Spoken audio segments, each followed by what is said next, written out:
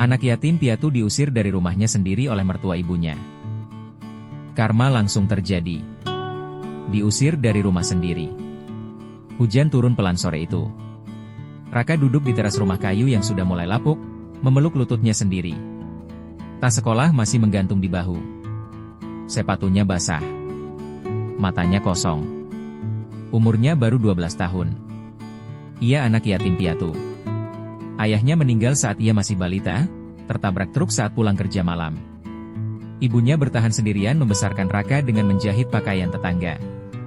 Bertahun-tahun mereka hidup sederhana, tapi hangat. Sampai ibunya menikah lagi. Pria itu bernama Surya. Bukan orang jahat, tapi lemah. Ia selalu menunduk di hadapan orang tuanya sendiri, terutama ibunya, Bu Ratmi. Setelah menikah, mereka tinggal di rumah peninggalan almarhum ayah Raka. Rumah itu atas nama ibunya. Tanah itu warisan keluarga ibunya. Tapi sejak Bu Ratmi sering datang, semuanya berubah. Raka mulai dianggap beban. Kamu itu cuma numpang hidup. Awalnya hanya sindiran kecil. Makannya jangan banyak-banyak, Raka. Lalu larangan. Jangan main ke ruang tamu gak nyaman. Kemudian kata-kata tajam. Kamu ini bukan darah daging kami. Ibunya selalu mencoba membela, tapi Surya tak pernah berani melawan ibunya sendiri. Hingga suatu pagi, ibunya jatuh sakit keras. Demam tinggi.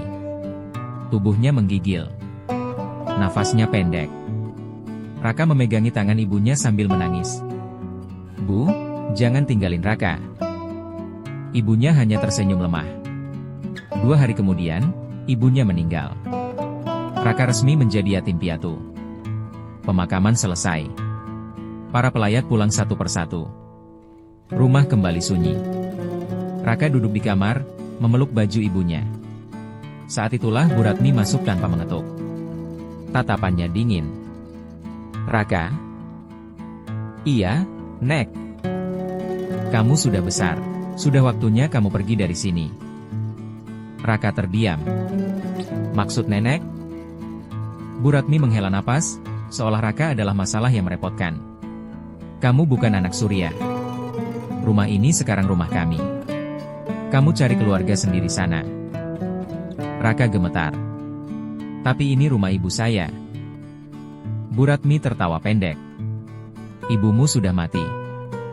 Haknya juga ikut mati. Surya berdiri di pintu. Ia menunduk. Tidak membela. Raka menatapnya dengan mata penuh harap. Om? Surya memalingkan wajah. Saat itu Raka tahu, ia sendirian. Diusir dengan tas sekolah. Bu Ratmi menyuruh Raka mengemas barangnya.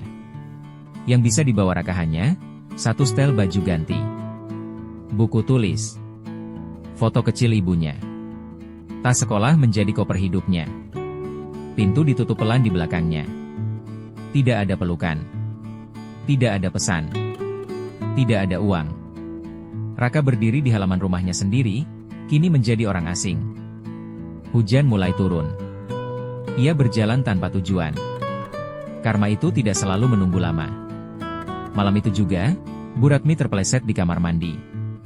Kepalanya membentur lantai keramik. Darah mengalir dari pelipisnya. Surya panik, memanggil tetangga. Mereka membawanya ke rumah sakit. Dokter berkata ada pendarahan otak. Ia koma. Dalam waktu 2 hari, Bu Ratmi meninggal dunia. Belum selesai duka itu. Surya mendapat kabar bahwa perusahaan tempatnya bekerja bangkrut. Ia di PHK tanpa pesangon. Seminggu kemudian, sertifikat rumah dinyatakan sah milik almarhum Ibu Raka sepenuhnya, karena pernikahan mereka belum sempat dibuatkan perjanjian waris. Artinya, Surya tidak punya hak atas rumah itu. Pengadilan menetapkan Raka sebagai ahli waris tunggal. Surya harus angkat kaki. Anak itu kembali, tapi bukan untuk membalas. Raka ditemukan petugas sosial 3 hari setelah ia diusir. Tubuhnya demam, tidur di musola kecil. Ia dirawat, lalu ditempatkan di rumah singgah. Ketika kabar warisan itu sampai, wali sosial membawanya kembali ke rumah lamanya. Surya sedang mengemas barang. Saat melihat Raka berdiri di pintu, Surya menangis. Maafin Om, Nak. Raka tidak membentak. Tidak memaki. Ia hanya berkata pelan, "Om boleh tinggal sementara sampai dapat tempat." Surya tersungkur menangis. Anak yang disingkirkan justru memberi tempat. Penutup. Karma tidak selalu datang dengan petir. Kadang ia datang dalam bentuk jatuh di kamar mandi. Dalam surat pengadilan. Dalam kehilangan pekerjaan. Dalam kesepian. Dan kadang, ia datang lewat kelembutan seorang anak yatim piatu. Yang memilih tidak menjadi sekejam dunia. Diusir dari rumah sendiri. Versi gelap ketika langit menutup ampunan. Hujan turun malam itu, deras dan dingin. Raka berdiri di depan pagar rumah kayu peninggalan ayahnya, tas sekolah menggantung di bahu, sepatu basah, mata kosong. Ia baru 12 tahun. Dan hari itu, ia resmi menjadi yatim piatu. Ayahnya meninggal bertahun-tahun lalu. Ibunya baru saja dimakamkan siang tadi. Tanah kubur masih merah, bunga belum layu. Belum genap 12 jam sejak pemakaman. Bu Ratmi sudah berdiri di ruang tengah. "Kamu harus pergi." Raka menatap perempuan tua itu dengan wajah pucat. "Ini rumah ibu saya." Bu Ratmi tersenyum tipis. "Ibumu sudah mati. Kamu cuma numpang hidup." Surya berdiri di belakang ibunya. Raka menoleh kepadanya. "Om?" Surya menunduk. Diamnya adalah keputusan. Allah telah memperingatkan, Surah 93 ayat 9, "Fa ma'al yatima fala tahar." Adapun terhadap anak yatim, maka janganlah kamu berlaku sewenang-wenang. Quran Surat 93:9. Namun ayat itu kalah oleh keserakahan. Dibuang seperti barang bekas. Raka diberi waktu 10 menit untuk berkemas. Yang ia bawa hanya tas sekolah, foto kecil ibunya, satu setel baju. Pintu ditutup dari dalam, tidak ada pelukan, tidak ada uang, tidak ada doa. Ia berjalan di tengah hujan, tanpa tahu kemana. Malam itu ia tidur di emperan toko, memeluk tasnya sendiri. Ia tidak menangis. Air matanya sudah habis di kuburan ibunya. Dosa yang mulai dibayar. Pagi harinya Bu Ratmi jatuh di kamar mandi. Kepalanya membentur keramik. Ia koma. Surya sibuk mengurus rumah dan surat-surat, bahkan sebelum ibunya dimakamkan, ia sudah mencari notaris. Ia ingin rumah itu cepat dibalik nama. Namun 2 hari kemudian Bu Ratmi meninggal. Surya tidak sempat berduka, karena 3 hari setelah itu, perusahaan tempatnya bekerja bangkrut. Ia di PHK. Tanpa pesangon. Masih belum selesai.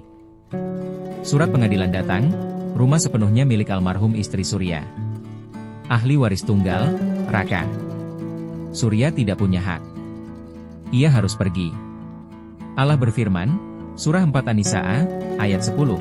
Innaladzina yakuluna amwalal yata'ama zulman inama ayakuluna fi butunihim na'ran wasayaslauna sa'iran.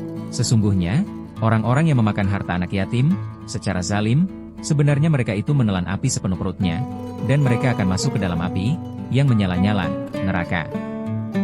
Quran Surat 4:10. Api itu kini menyala. Surya mulai hancur. Surya mencari Raka. Ia tidak menemukannya.